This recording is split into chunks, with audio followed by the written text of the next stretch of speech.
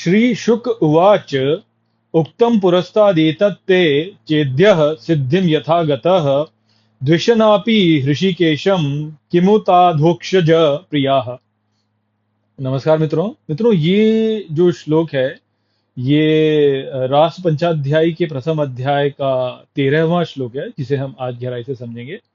तो आइए सबसे पहले इसके अर्थ को समझते हैं। तो जो श्लोक है वह कहता है, श्री शुक उवाच, अर्थात श्री शुक ने कहा, उक्तम पुरस्तादेतत् ते, अर्थात तुम्हें ये पहले ही कह चुका हूं, चेद्यः सिद्धिम यथा गतः, अर्थात कैसे शिशुपाल सिद्धि को गया, द्विषन्नपि ऋषिकेशम, अर्थात ऋषिकेश से द्वेष करने पर भी, किमुताधुक्षज प्रियाः, अर्थात तो क्या कहूं भगवान के प्रिय जनों के लिए। तो यहाँ पर जो प्रश्न परीक्षित महाराज ने पिछले श्लोक में किया था उसके प्रति जो उत्तर श्री शुक महाराज देते हैं वह यहाँ पे बताया जा रहा है और कहा जा रहा है कि जो सुखदेव महाराज हैं वह कहते हैं कि तुम्हें मैं पहले ही कह चुका हूं कि कैसे शिशुपाल सिद्धि को गया था जबकि वह ऋषिकेश अर्थात भगवान श्री कृष्ण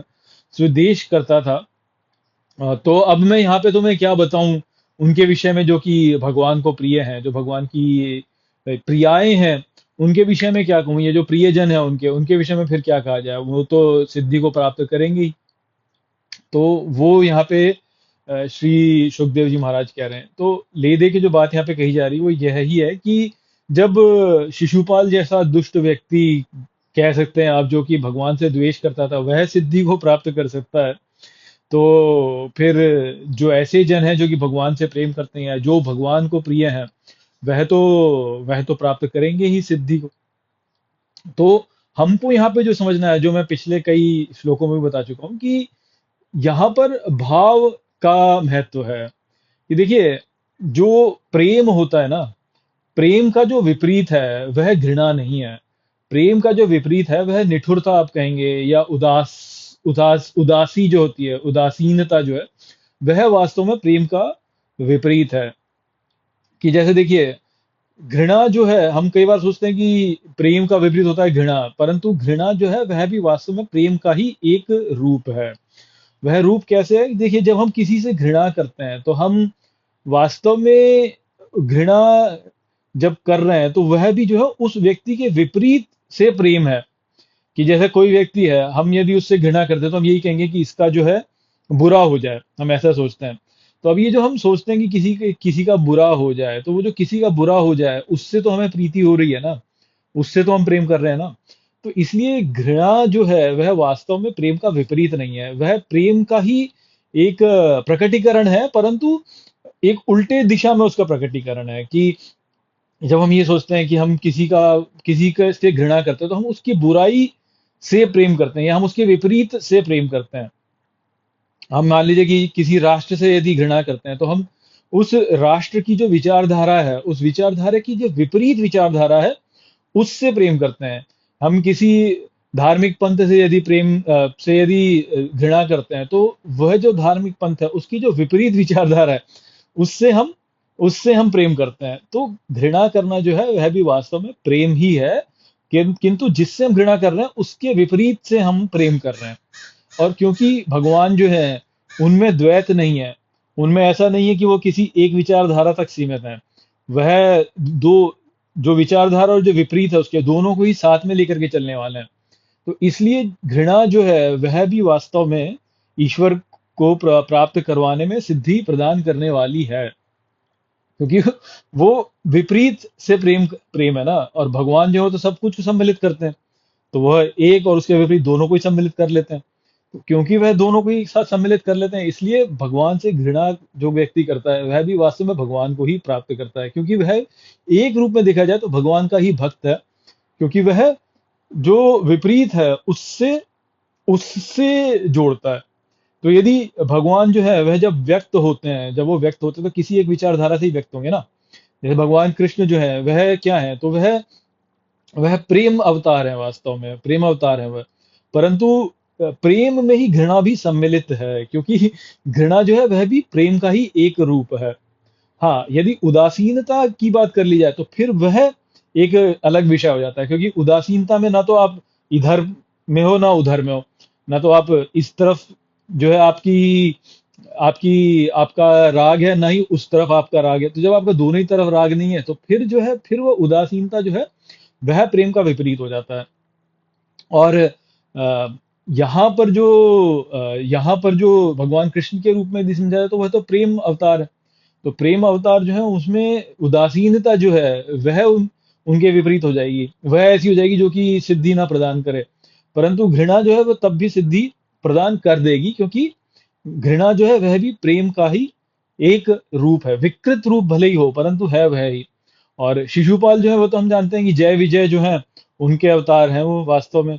और जय विजय की कथा तो हमने देखी है, जो भगवत पुराण में पहले ही आ जाती है कि जब जो सनक आदि मुनि थे, जो ब्रह्मा के मानस पुत्र थे सनक आदि, जब वह भगवान से मिलना चाहते थे तो उनको रोक दिया था जय विजय ने। तब उनको जो है सनक आदि मुनियों ने जो है श्राप दे दिया था कि भाई तुम इतना ही है तो फिर तुम जो है भगवान से दूर हो जाओ। तो शिशुपाल इस प्रकार से देखा जाए तो भगवान के ही भक्त हैं। और वहां पे भगवान ने उनको दिया था ये विकल्प कि या तो तुम सात सात जन्म लो, जहां पर कि तुम जो है मेरे भक्त रहोगे, जो प्रिय भक्त हैं उनमें रहोगे, परंतु मुझसे दूर रहना होगा, या तुम तीन जन्म ले लो और तुम जो है मेरे विद्रोही बन करके आओगे, और मैं तीन जन्मों में ही तुमको जो है अपने अपने समीप ले आऊंगा। तो उन्होंने वो तीन जन्म वाला जो मार्ग था वह उन्होंने चुना कि महल भले ही इतना प्रेम करते थे कि हम आपके विरोधी ही होकर के हो जाएं।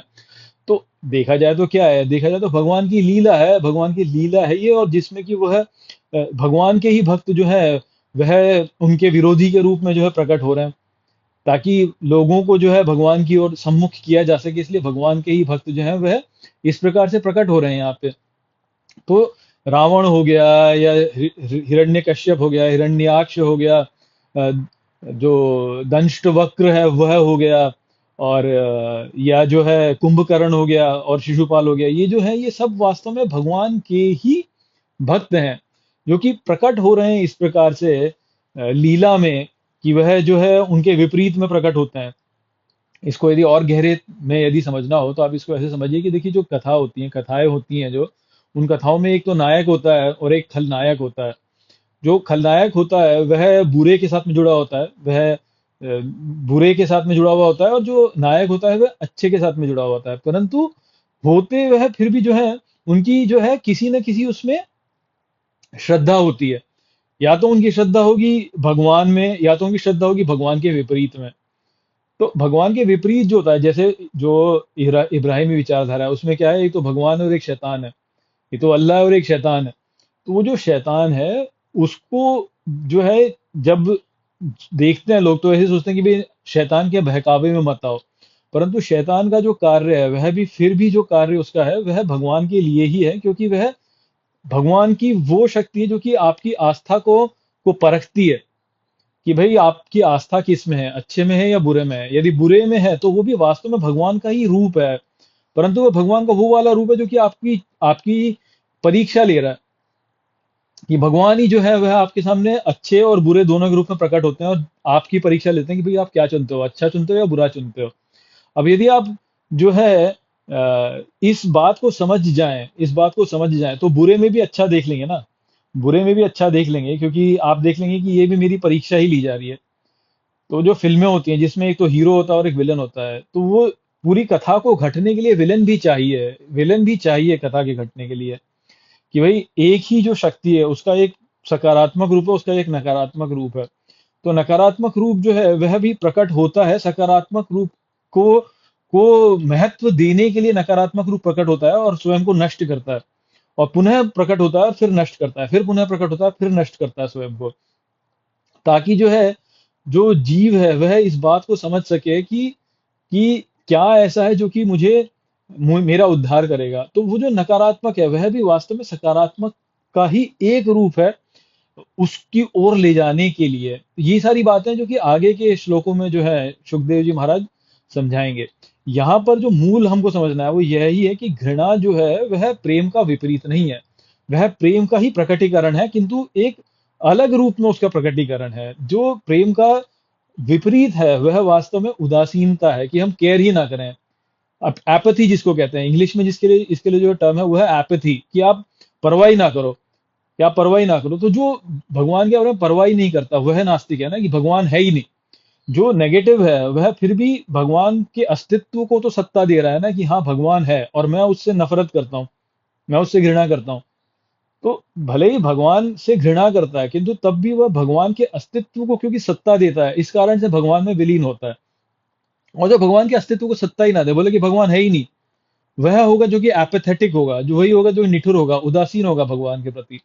तो वो जो उदासीन होगा भगवान भगवान के प्रति, वह भगवान को नहीं पा सकेगा, क्योंकि उसने भगवान के अस्तित्व को ही नकार दिया। और क्योंकि उसने भगवान के अस्तित्व को ही नकार दिया, इसलिए वो भगवान को प्राप्त नहीं कर पाता। वह फिर जो है उस भावना में ही फंसा रह जाता है, जो कि भगवान के अस्तित्व में ना होने में फंस जाती है। समझ रहे हैं बात को? भगवान के प्रति जो भावना आप डालेंगे, वह उसी के द्वारा आप भगवान को प्राप्त करेंगे। यदि आप भगवान के प्रति प्रेम की भावना डालेंगे, तो आप प्रेम के द्वारा भगवान को प्राप्त करेंगे। यदि आप भगवान के प्रति घृणा की भावना डालेंगे, तो भी आप भगवान को प्राप्त करेंगे। क्योंकि दोनों में ही जो है आपने भगवान के अस्तित्व को सत्ता दी। परंतु यदि आप भगवान के अस्तित्व को सत्ता ही ना दें, आप बोलेंगे भगवान है ही नहीं, तो फिर आप भगवान को नहीं पा सकेंगे, फिर आप भटकते रहेंगे इधर उधर। तो वो वाली बात है जो कि यहाँ पे बताई जा रही है, कि भगवान के प्रति जो हमारा भाव है, वह ही निर्धारित करता है कि हम भगवान की ओर कैसे जाएंगे। यदि हम भगवान को सत्ता देते हैं, किसी भी भाव से सत्ता दें, तो हम भगवान को पालेंगे। परंतु हम भगवान को सत्ता ही ना दें, बोले कि भगवान है ही नहीं, तो फिर हम भगवान को नहीं पा सकते, तब हम भगवान में विलीन नहीं हो पाएंगे। तो शिशुपाल जो था, उसने भगवान को प्राप्त किया। क्यों प्राप्त किया? क्योंकि उसने भगवान के अस्तित्व को सत्ता दी। ये बोला कि मैं भगवान से घृणा करता हूँ। घृणा करने के लिए भी तो सत्ता देनी पड़ेगी ना। तो भगवान को सत्ता दी कि मैं भगवान से घृणा करता हूँ, मैं भगवान से द्वेष करता हूँ। इस कारण से उसकी सिद्धि हो गई। हाँ, सिद्धि जो हुई वो एक अलग भाव में हुई, परंतु सिद्धि हो गई। और जो ये बोले कि भगवान है ही नहीं, उसकी सिद्धि नहीं होगी, वो फंसा रहेगा यहीं पे। तो वो वाली बात है जो कि यहाँ पे बताई जा रही है। इनको और गहरे में बताने के लिए जो है आगे के श्लोक आएंगे, वहां पे हम इस विचार को और भी गहरे से समझेंगे। तो आशा करता हूँ कि मैंने इस श्लोक को आपको ठीक प्रकार से समझा दिया होगा। चलिए इसी के साथ इस वीडियो को हम यहीं पे समाप्त करते हैं। नमस्ते।